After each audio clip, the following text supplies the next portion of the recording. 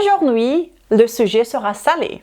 Depuis assez déjà longtemps, c'est devenu du sens commun que nous devrions tous diminuer notre consommation de sel et que le sel est dangereux pour la santé cardiaque.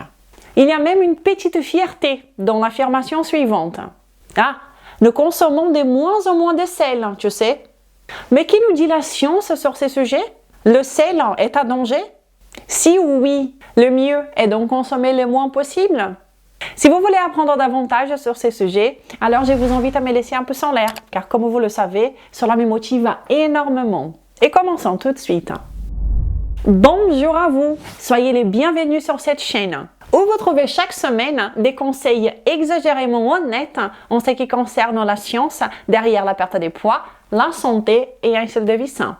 Tout ici est basé sur la science, sans blabla et sans peur de vexer certains.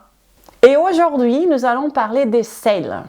Si vous marchez dans la rue et que vous demandez à des personnes aléatoires ce qu'elles pensent sur la consommation de sel, 9 personnes sur 10 vous diront que nous consommons beaucoup trop de sel et que nous devrions effectivement diminuer notre ingestion quotidienne. Car ce n'est pas sain, c'est potentiellement dangereux pour notre santé cardiaque, etc. Malgré tout, nous aimons tous un plat bien salé comme il faut, selon notre palais. Mais nous avons été exposés à une vague de propagande concernant la réduction de sel. Est-ce que ces recommandations qui sont martelées dans notre esprit depuis des décennies sont vraiment basées sur des preuves? Sont vraiment basées sur la science? Si oui, sont-elles fiables? Devraient-elles vraiment être suivies? Comme tout dans la nutrition, nous devons nous poser des questions. Car malheureusement, les choses, beaucoup plus souvent de ce que ça devrait, ne sont pas tout à fait exactement comme elles devraient l'être. Étant une passionnée de physique, je pense souvent à mon cher ami Albert Einstein qui disait « Ce qui est juste n'est pas toujours populaire et ce qui est populaire n'est pas toujours juste ». Et nous voyons cela très clairement en ce qui concerne la nutrition, car tout ce qui semble appartenir au sens commun tend à ne pas être basé sur des faits, mais sur des croyances.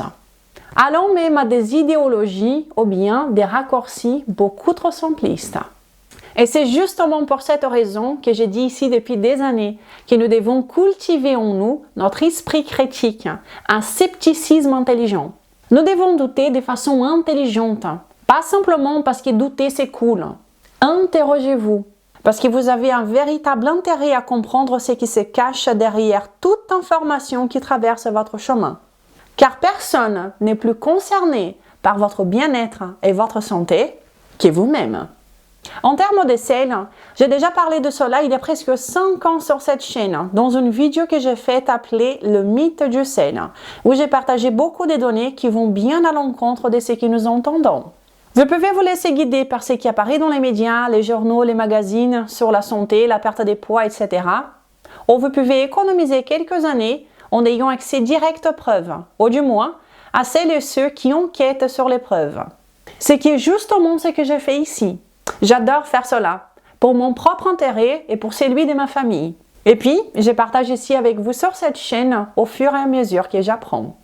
Donc, pour ceux qui me suivent, vous savez déjà que les preuves sur la consommation de sel et la santé humaine ne justifient pas ce qui nous est recommandé depuis des décennies. Et j'ai fait cette vidéo aujourd'hui comme une mise à jour, parce qu'il y a du nouveau sur ces sujets. En août 2021, une nouvelle et complète révision de la littérature sur l'utilisation du sel a été publiée dans le journal Nutrients. Dans cette révision, ils ont examiné les preuves en rapport avec la consommation de sel, la pression artérielle et d'autres facteurs. Ils ont fait une révision d'études épidémiologiques, observationnelles et également des essais cliniques à randomiser. Et juste pour rappel, ici nous sommes en train de parler du plus haut niveau des preuves scientifiques. Une grande révision de la littérature scientifique au sujet du sel. Il commence par parler de l'importance du sodium pour la physiologie humaine et explique qu'il existe un intervalle optimal pour la consommation de sel. En dessous et au-dessus de cet intervalle, cela peut être mauvais. Et je partage 2 curiosités avec vous juste avant de continuer. En 1930, Gandhi a fait une marche pour protester contre les règles appliquées par le gouvernement britannique sur le sel, ce qui les rendait plus chers tout en interdisant les Indiens d'en recueillir et en produire. Le sel étant essentiel pour la santé, cet acte de désobéissance a marqué non seulement l'histoire de l'Inde, mais l'histoire mondiale. Ok, mais revenons à la révision. Ils indiquent que la plupart de la population mondiale consomme entre 3 et 6 grammes de sodium par jour, avec une petite minorité, environ 5 à 10%, qui consomme moins de 2,3 grammes par jour. Il est important de noter que 5 grammes de sel ne signifie pas 5 grammes de sodium. Il y a une différence. 5 grammes de sel marin équivaut à environ 2 grammes de sodium. Les directives alimentaires américaines recommandent une consommation inférieure à 2,3 grammes de sodium par jour. L'OMS recommande 2 grammes et l'American Heart Association, qui est la plus extrême, en recommande seulement 1,5 g de sodium par jour. La nouvelle revue de la littérature classifie tout ce qui est inférieur à 3 grammes par jour comme en étant trop bas et tout ce qui est supérieur à 5 grammes comme en étant trop élevé. Ils remettent en question les recommandations actuelles et se demandent si ces autorités ont tort. Ce ne serait pas la première fois, n'est-ce pas? Les auteurs de cette revue recommandent une consommation entre 3 et 5 grammes de sodium par jour, ce qui correspond à ce que la grande majorité de la population consomme déjà en suivant simplement leur goût.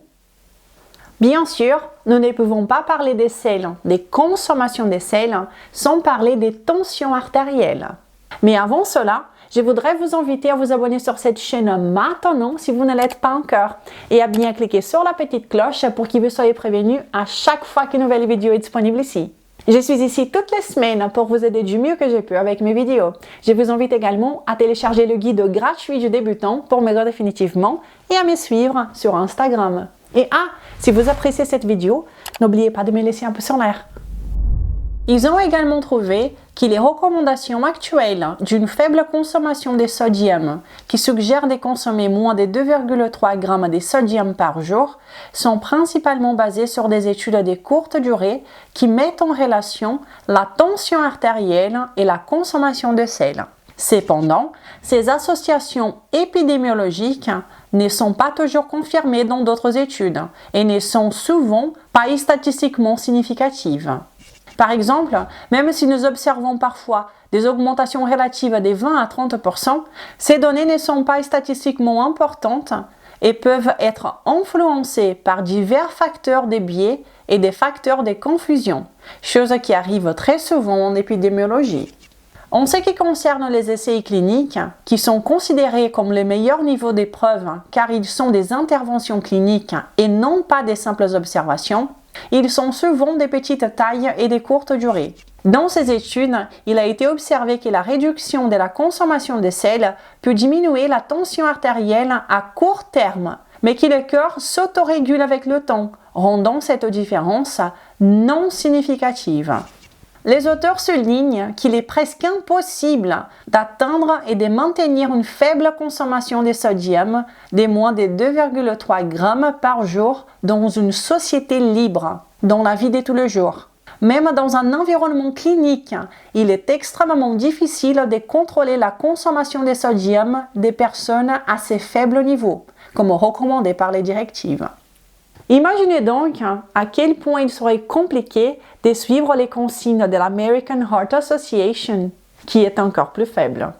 En termes d'événements cardiaques, ils disent que les preuves actuelles sont non concluantes quant à savoir si une faible consommation de sodium réduit ou non les maladies cardiovasculaires.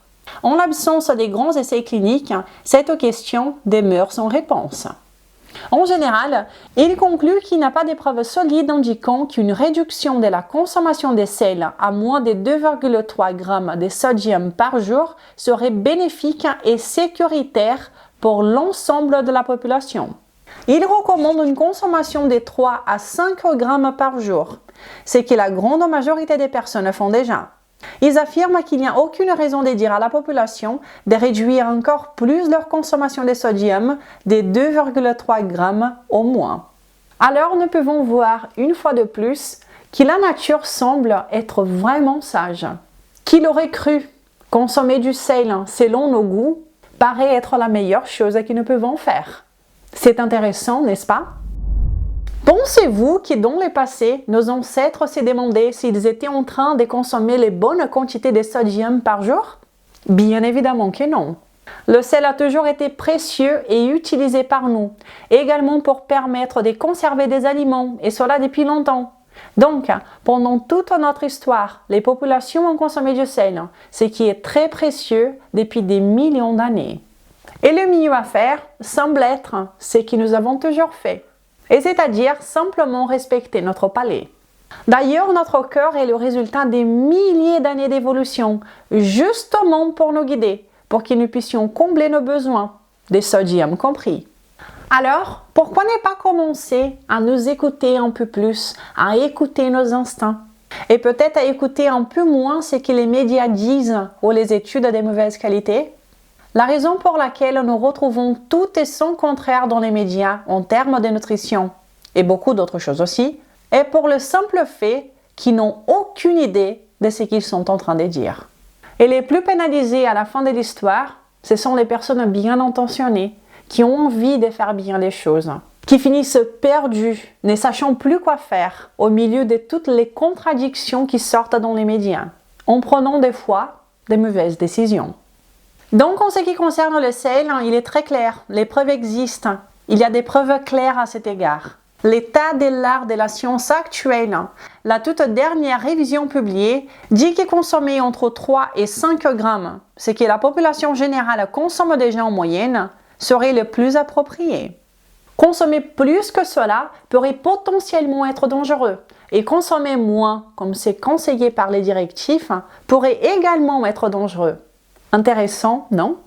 Mais, bien entendu, que si vous consommez beaucoup d'aliments transformés dans votre quotidien, il est évident que vous devriez vous soucier de votre ingestion de sodium, car ce genre d'aberration en contient énormément. De sodium, d'additifs, d'une multitude d'ingrédients que vous ne devriez pas consommer souvent. En plus, ces aberrations trompent complètement vos sensations de faim et de satiété. Vous ne pouvez pas vous fier à vos instincts si vous consommez ces genres d'aliments souvent. Parce que dans ces cas, vous consommez du sodium sans même vous en apercevoir. Et c'est pour cette raison que je parle ici depuis plus de 5 ans de l'importance de notre alimentation. Non seulement pour perdre du poids, mais pour garder une bonne santé. Nous ne pouvons pas contourner notre alimentation. Notre corps est beaucoup plus élégant de ce que nous croyons. Mais lorsque vous vous alimentez de façon naturelle, de façon physiologiquement en accord avec notre espèce, en adoptant une alimentation forte, eh bien, vous voyez des résultats incroyables, comme celui qui nous a été envoyé dans le cas de succès de cette semaine. Bonjour Renata, je viens pour vous remercier de tout ce que vous partagez sur cette chaîne. Grâce à vos conseils, j'ai pu m'alléger des 15 kilos depuis le début de l'année. Un grand merci. Un grand bravo à vous pour ces super résultats. Je suis très contente pour vous. Et c'est ça que vous pouvez avoir comme résultat quand vous avez une alimentation qui est adaptée avec notre physiologie. Si vous souhaitez perdre du poids, eh bien vous pouvez compter sur moi. Vous pouvez profiter de tous ces contenus gratuits que je partage ici depuis plus de 5 ans. Ou bien, si vous ressentez le besoin d'être plus épaulé, je vous invite de venir connaître mon programme de perte de poids qui s'appelle Code Maigrir définitivement. Ce programme de perte de poids est divisé en 3 phases différentes où vous apprendrez comment vous nourrir sans jamais vous affamer et sans jamais compter les calories. Parce que si vous vous affamez, ça ne fonctionne pas. Et c'est sûrement grâce à ça qu'il donne autant de bons résultats. Si vous pensez que le code peut vous convenir, alors je vous invite à venir nous rejoindre dans les groupes privés pour les participants. Un endroit incroyable où vous trouverez de la motivation, des idées de repas, des vidéos exclusives en live avec moi tous les mois et une équipe en heure. Et je vais vous laisser dans la description de cette vidéo la vidéo sur le mythe du sel si vous voulez avoir plus d'informations sur ces sujets.